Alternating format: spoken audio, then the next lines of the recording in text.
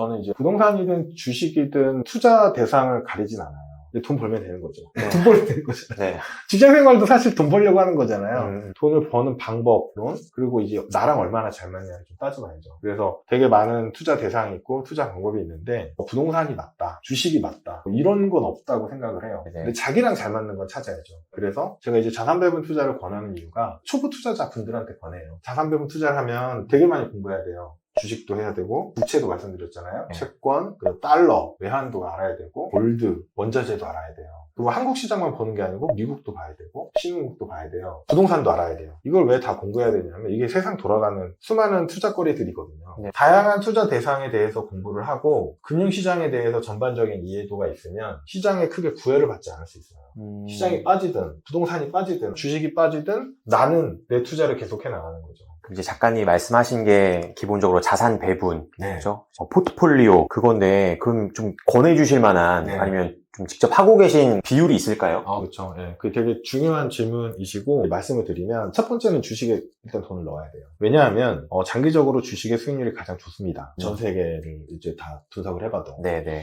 부동산 갭 투자는 이제 얘기를 좀 뺄게요. 왜냐하면 이게 좀 비교하기 애매한 게 있어요. 네네네. 첫 번째 주식을 넣어야 돼요. 주식이 장기 수익률이 높으니까. 그러면 주식이 단점이 있어요. 그러니까 보통 이제 저는 이렇게 얘기하는데 투자란 리스크 매니지먼트라고 얘기를 하거든요. 모든 투자는 위험 관리예요. 주식의 위험, 주식의 리스크가 뭐냐면 이게 변동성이 굉장히 크다는 거거든요. 작년에 느끼셨겠지만 그냥 쭉쭉쭉쭉 빠져요. 개별주는 더 심하죠. 개별주를 투자하는 건 사실 굉장히 어려워요. 아까 말씀드렸던 것처럼 대학교 전공 정도 해야 돼요.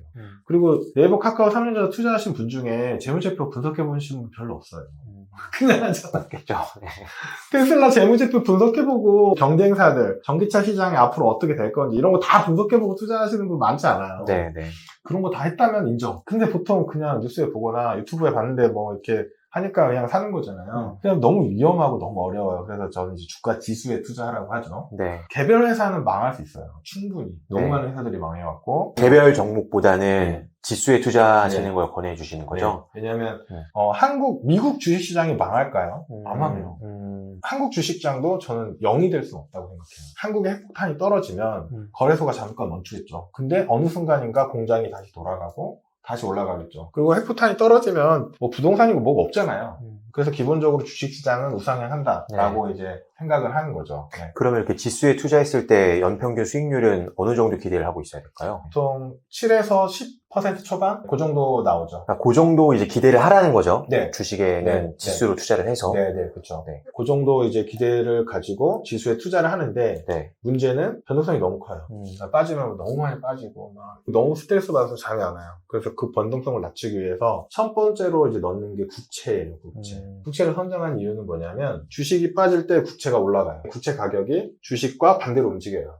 여기 얘기하면 이제 바로 반발이 날라올 거예요. 작년에 주식이랑 국채 다 빠졌는데 무슨 소리 하는 거야. 이게 상관관계가 무슨 수학 공식이 아니잖아요. 네네. 계속 반대로 움직여라고 정해진 법칙은 없어요. 네. 그래서 지난 20년 동안을 봐도 주식과 국채가 같이 움직이면 위험한 거죠. 네. 근데 되게 재밌는 게 같이 움직인 적은 여러 번 있어요. 여러 번 있는데 같이 올라가면 아무도 뭐라고 안 해요. 네. 에브리바디 오케이 막 이런 거예요. 네네. 근데 작년에 유난히 둘이 같이 빠지니까 이제 엄청 이렇게 욕을 하고 2020 코로나 때도 둘이 같이 빠졌어요. 근데 대체로 반대로 움직여요. 대체로. 네. 그래서 작년은 제가 보기에는 그냥 그런 해들 중에 하나인데 좀 유난히 심했어요. 왜냐면 그것도 1년 내내 빠져버려가지고 그래서 주식 국채만 하면 안 돼요. 네. 작년처럼 같이 빠져버릴 수 있어요. 그래서 그 다음으로 보통 얘기를 하는 게 현금이에요. 그럼 세 번째가 이제 현금. 예. 네. 정확히는 현금성 자산인데 단기 국채나 예금성 자산, CME 이런 것도 다 포함됩니다. 그래서 현금은 일단 안 빠져요. 그래서 이제 고가 매도, 저가 매수를 반복할 수 있는 것들이에요. 그 다음에 달러 이제 작년 딱 보시면 주식 빠지니까 달러 올라갔잖아요. 작년에 달러 많이 올라갔다고 하지만 2008년에 비하면 양호한 수준이에요.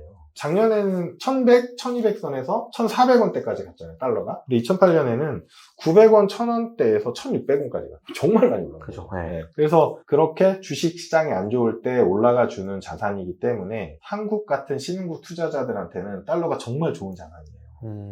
근데 달러만 믿으면 안 돼요. 자, 왜냐하면 지난 20년간 굉장히 큰 이제 주가 하락 사건이 작년 있었고, 그 다음에 2008년 있었고, 코로나 때도 있었고, 이때는 다 달러가 올랐어요. 근데 2000년 초반 IT 버블 때도 주식이 반토막 났거든요. 네. 근데 이때는 달러가 안 올라. 그러니까 환율이 오르는 이유는 되게 다양해요. 되게 다양하기 때문에 주가 빠지면 달러 올라간다라는 건 법칙이 아니에요. 그런 성향이 많다는 거지. 2000년 초반 같은 경우에 주식이랑 달러만 갖고 있었으면 별 의미가 없는 거거든요. 그때 오히려 부채가 많이 올랐어요. 네.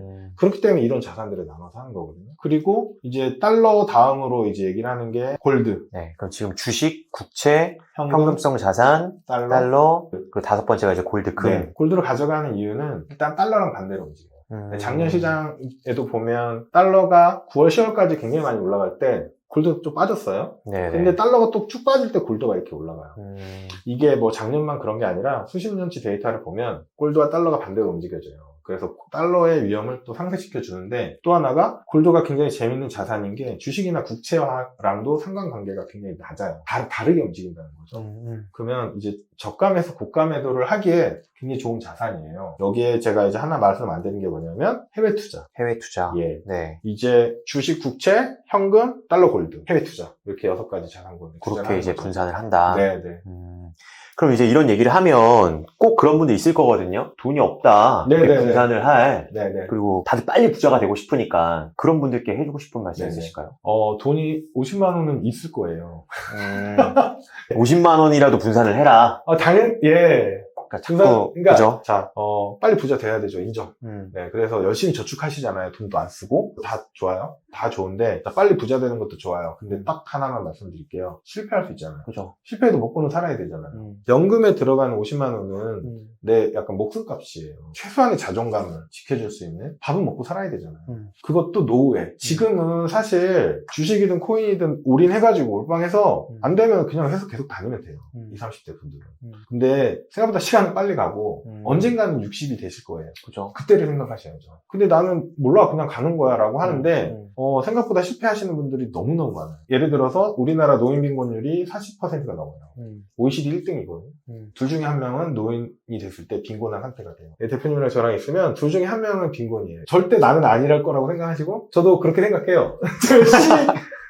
열심히 해서 다니고 열심히 투자하고 있으니까. 지금 통계상 그렇다는 거잖아요. 네. 대한민국 통계상 네. 둘 중에 한 명, 네. 50%는 노인 빈곤으로 빠진다. 맞습니다. 되게 무서운 수치죠. 한 달에 50만 원 저축하는 거 가지고 노후 준비가 돼요. 30세에 투자를 시작해서 60세까지 딱 30년 하고 60세부터 90세까지 돈 받는다고 쳤을 때, 그래서 50만 원씩 계속 넣어가지고 예금으로 만약에 돈을 모았다고 하면 노후 30년 동안 약 40몇만 원씩 받을 수 있어요. 현재 가치로. 예금 금리가 3% 정도라고 가정을 한 거였고, 그 다음에 연금 저축 계좌에서 투자를 하고 세금이 또 받은 거 재투자하고 이렇게 해서 7.2%로 30년 굴리면 남은 30년 동안 한 달에 180만 원 정도 받을 수 있어요. 이게 현재 가치로. 네. 그러니까 지금 50만 원 딱 세이브하고 180씩 받는 거예요. 근데 이제 제일 중요한 게 뭐냐면 시간이거든요. 여기서 제일 중요한 게 30년의 시간이 있었어요.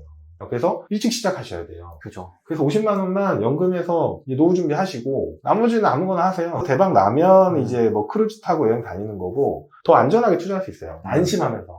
장기 투자도 할 수 있고, 50만 원 해가지고 180 받는잖아요. 네. 그럼 나랑 배우자랑 하면 360 나와요. 그러면 노후에 지금 시세로 360이 나오면 자식이랑 싸울 이유가 뭐가 있어요? 자식한테 용돈 주는 거예요. 노후 준비가 좀 더 잘 되면 해외여행 가는 거죠. 노후는 이거는 준비하셔야죠. 최소한. 네네. 젊을 때 이게 지금 저희가 30년이라는 투자 기간이 있으니까 그 위력이 나중에 시간을 먹을수록 더 커진다, 그 말씀이시잖아요. 맞습니다. 네. 그러니까 결국 이제 작가님께서 해주고 싶은 말씀은 빨리 부자 되려고 하지 마라.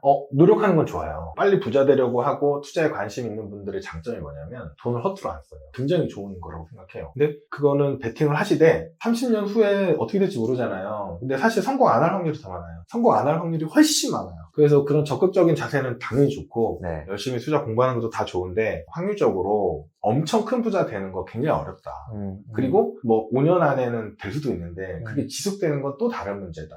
그래서 60 이후에 네. 이게 설사 잘 안 되더라도 네. 최소한의 이제 커버할 수 있는 50만 정도는 하자. 그래서 지금 이제 2022년 작년 한 해 워낙 시장 상황이 안 좋았는데 힘들어 하셨던 분들께 마지막으로 좀 한마디 해주시면서 네. 마무리 주시면 좋을 것 같거든요.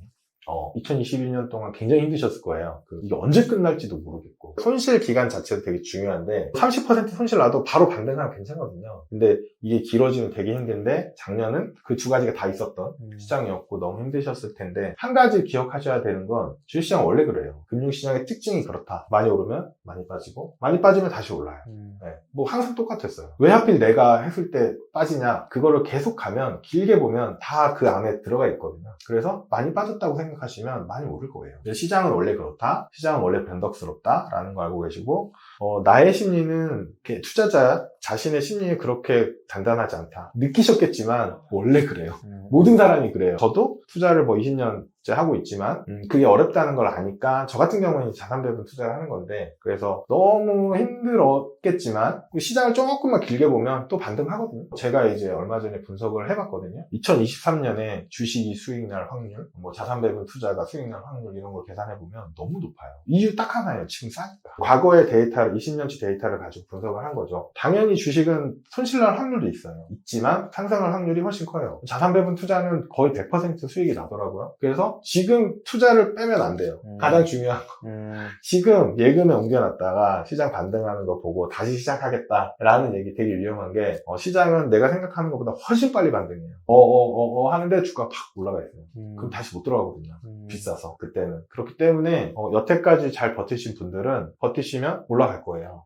그래서 이제 과도한 레버리지를 항상 받으면 안 되는 게 이 버틸 수가 없는 문제가 생기면 안 되니까 과도한 레버리지 받으면 안 되고 너무 스트레스 안 받아도 된다라고 생각이 들어요. 그리고 생각보다 금방 또 반등해요. 1년은 금방 가거든요. 그래서 그 사이에 이제 계좌를 보지 마시고 책을 보시거나 회사 일을 더 열심히 하세요. 시간이 금방 가기 때문에 그렇게 해서 좀 힘내시면 좋을 것 같다는 생각이 듭니다. 자, 저희 오늘 마법의 투자 시나리오에 김정일 작가님을 모시고 좋은 말씀 들어봤습니다. 네. 이상 영상 마치겠습니다. 작가님 좋은 말씀 해주셔서 감사합니다. 감사합니다.